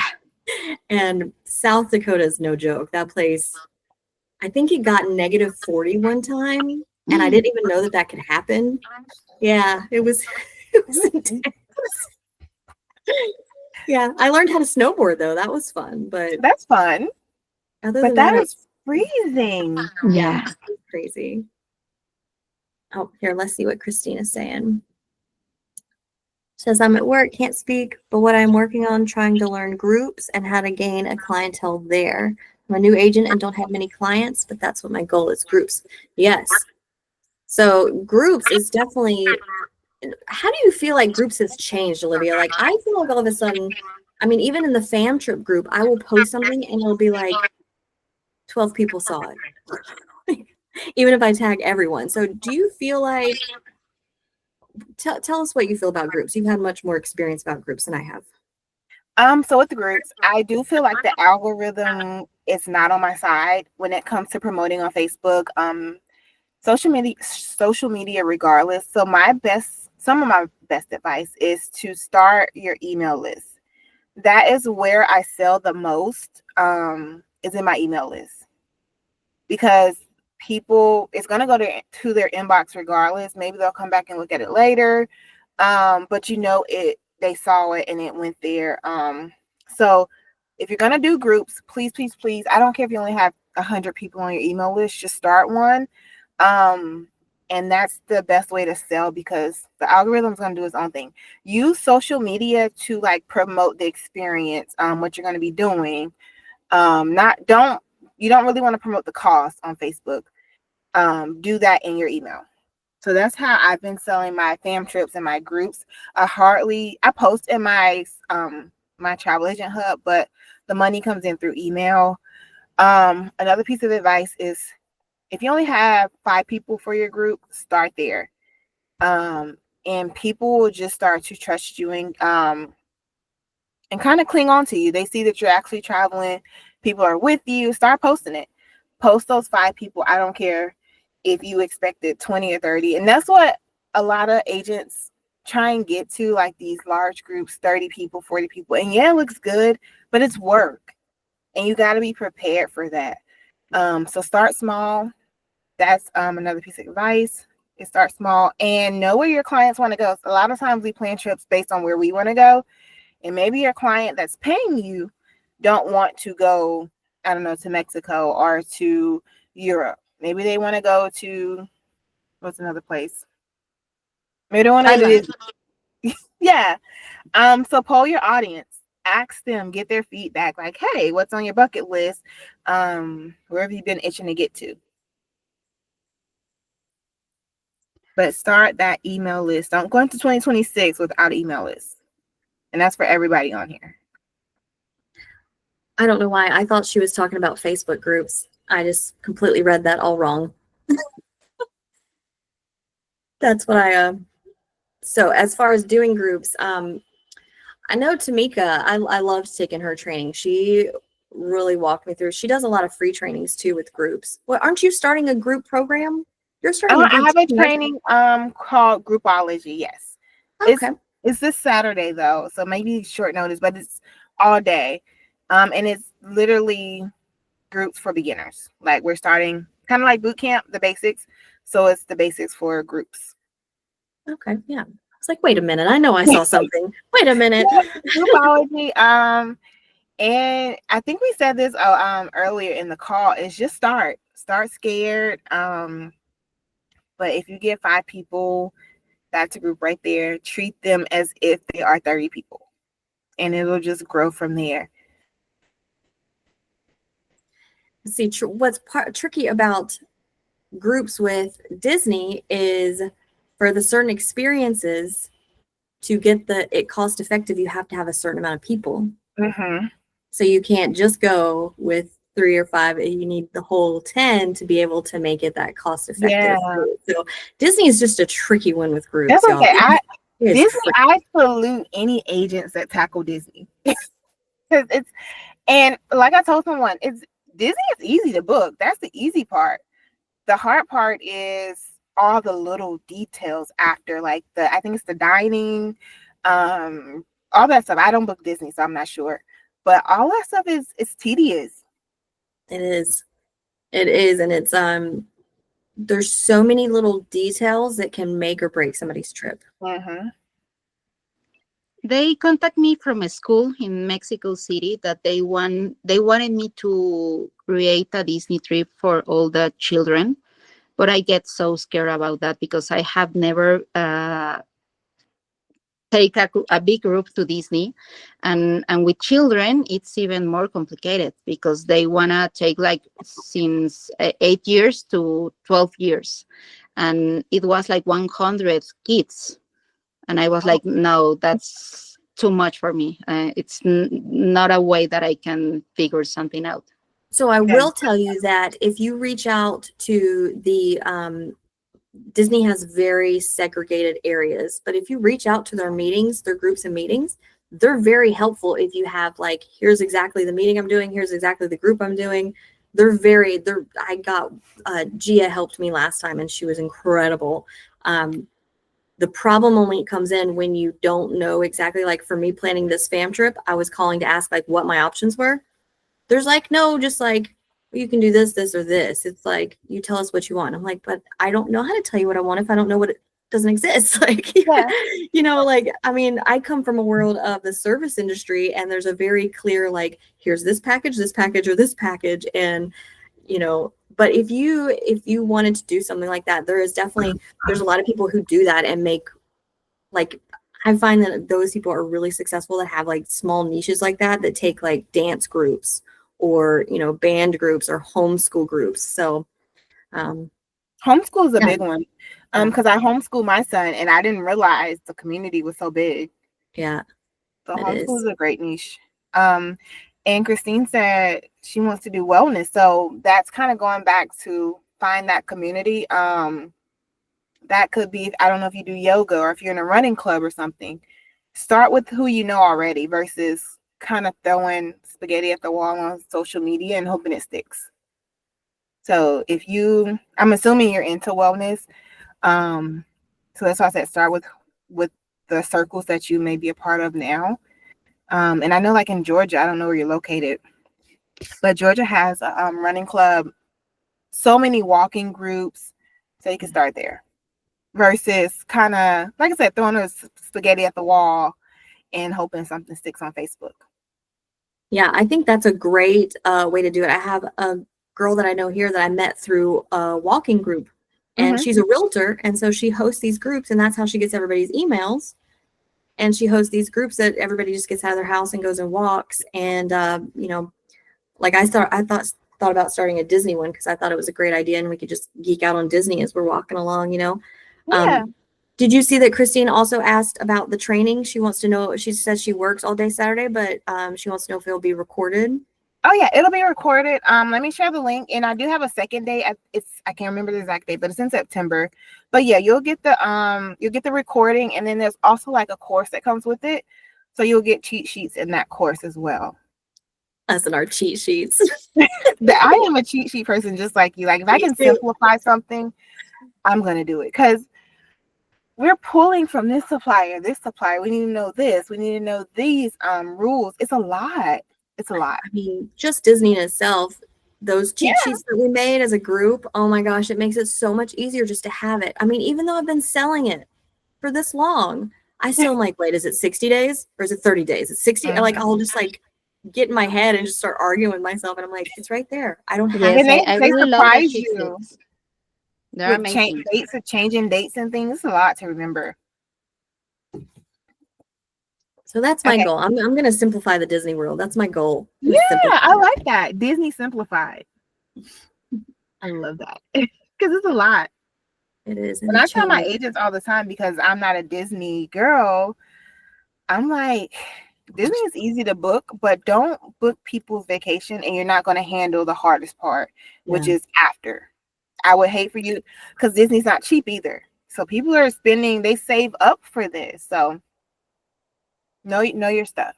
Yeah. I get so sad when I see people saying they just booked this trip and then asking like the most basic questions. I'm like, oh, please don't do it. This is not going to end well. Like it's so complicated that you need to be able to guide them on. I mean, because if they show up and they're thinking they're going to ride Tron and don't know that Tron stays at 100-minute wait and they have, little kids. I mean, there's just so much that they need to know to be able to do it. So it's just. And see, just that little piece of transportation can throw somebody's entire vacation off. If you had to wait 70 minutes for the train or however you get to Disney, it's a lot. Yeah. And knowing, which resort to stay at, so that you know which park you want to go to, what you have transportation to. I mean, there's so much to it that going there, like you have that. There's some locations I guess you can research online. Disney is not one. I do not think Disney is one you can just research online and sell. I think you have to go there. You have to step into things. Like for me, another thing for me is I had never stayed on site. When I say I'm cheap, I'm a little bit cheap, y'all. I grew up as a redneck mechanic's daughter in Mississippi. Okay, so that's where my mindset came from. So I wouldn't stay on site because I'm like, there's no way $300 a night is worth anything that they talk about. Like this Disney bubble thing they talk about sounds terrible. Like, no. And I love Disney. Okay. So I never did stay on site. And then finally, my daughter, we actually sent her to SeaWorld camp last year. No, it was the year before that. And I was like, well, I get this discount. Let's just go stay at this resort while she's there and, check it out. I have no idea how to explain what happened to me when we got to that resort. I drank the juice and I was so it's like forever. A whole different world there. And you can't help people understand that value of doing that from a real perspective other than you making commission on it unless you've done it. Like you cannot help people understand the difference. And I mean, even just the drive back to your Airbnb at night is so stressful. Yeah. Like just being able to get on the monorail or the just to get to Magic Kingdom, the parking lot, it's so full. I mean, just to be able to explain that type of stuff, like, sure, you can stay at an Airbnb if you want. Here's what's great about that. But if you stay on site, here's, where, I mean, you can't fully be that expert for your clients and really guide them unless you've been there, unless you've done all of it. And like, that is why I'm so passionate about these trips to Disney, is because you have to go, like, whether it's with your family is great too, but I feel like when you go with other agents and you go with that professional mindset and you get to slow down a little more and you get to see things in a different light and you actually get to stop and take that picture that you wanted to without feeling like you're ruining the family vacation or trying to get that angle of Mickey, it just hits different. It just does. And I think both are completely necessary because you can't guide a family if you haven't been with your family. Yep. And there's only so much you can put into ChatGPT. Yeah. Sorry, I hear crying. I'm trying to figure out, is that like a mama needed crying? There's definitely some drama happening. Mhm. Sorry, y'all. I have a family that I've been working with them on all their travels for the last 5 years. So I already booked for them like the cruises, Royal Caribbean, Disney, and Disney World and Disneyland in Paris. And I received a call last week, and it was one of the nephews of that family. And she was like, "Oh, I decided that I want to become a travel agent. So my aunt give me your number and tell me that maybe I can learn from you." And I was like, "Okay, what's your experience? Have you been to Disney?" "No, I haven't been to Disney, but I have a lot of free time, and I want to learn about that." And I started explaining her that it wasn't that easier. That if she wanna learn, I can show her. But then she went into a meeting of Archer Travel Group, and she said, "Oh no, but here they are telling me that I don't need the experience. Here they are telling me that I can be my own boss, that I'm gonna have my own travel agency, and with you I'm not gonna have my own travel agency. I'm just gonna be like an independent contractor." And I like okay, it's exactly the same there, and you are not going to have like the support that I'm gonna give to you.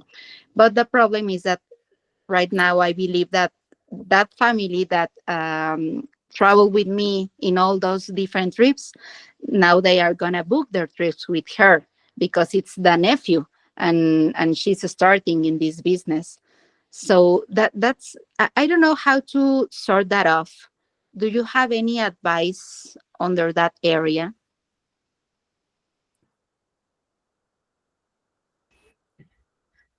Like as far as emotionally that family going away, or as far as like professionally guiding No, which like aspect are you? professionally, because when you put yourself out there and you put like all your travels, for example, just in July I went into 2 Disney cruises, and I went to SeaWorld and Disney and Universal and all that stuff.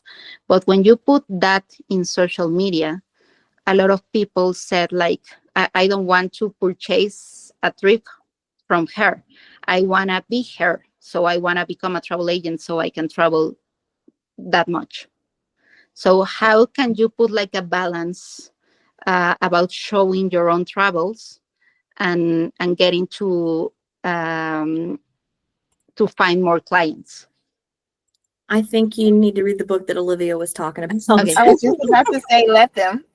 Let them, because Let them. you can't control. All you can do is be honest with them of what it takes and Mhm. explain to them how hard you work, and that you would be happy to, interview them to see if they want to come onto your agency when you have your own agency, or, you just, I feel like with this business, you have to let a lot of people go because, I mean, you definitely can't control it. You've done the best you could. That's why they've come back to you so many times. And honestly, that means you're doing a great job if you make it look that easy that people are like, well, yeah, I want to do that too. Mhm. Mhm. And just let them figure out that it's not that easy. If Okay. they Just decide be to honest. become their own travel agent, they'll figure it out. But yeah, you just kind of gotta take the emotion out of it and just let them figure it out. And if they really value you, they'll come back. Okay. Mm-hmm. Thank you. Yeah. Well, y'all, I'm gonna have to get going. We gotta do all the family things. I would sit here and talk to y'all all day long if I could, but I got kids crying and they're getting hungry. Someday. All the things going on back there. But thank you all so much for showing up. I really enjoyed this, and yeah, I just really appreciate you showing up and sharing all your knowledge, and everybody showing up and being transparent about where they're at in their journey with their agency and stuff. It's it's, to me, it's so powerful when we come together like this. Like, it's so encouraging and it's so helpful to me, and I hope it's as helpful to everybody else. So thank you. Thank you so much for everything. Yeah. All right. Well, y'all have a good day. And Mayfair, I'll send you that information before the Yes. night is over. Let me go see what this drama is first. Don't worry. I'll get back to you. Have a good All night. right. Y'all have Enjoy a your great Sunday. night. All right. Bye-bye. Bye-bye.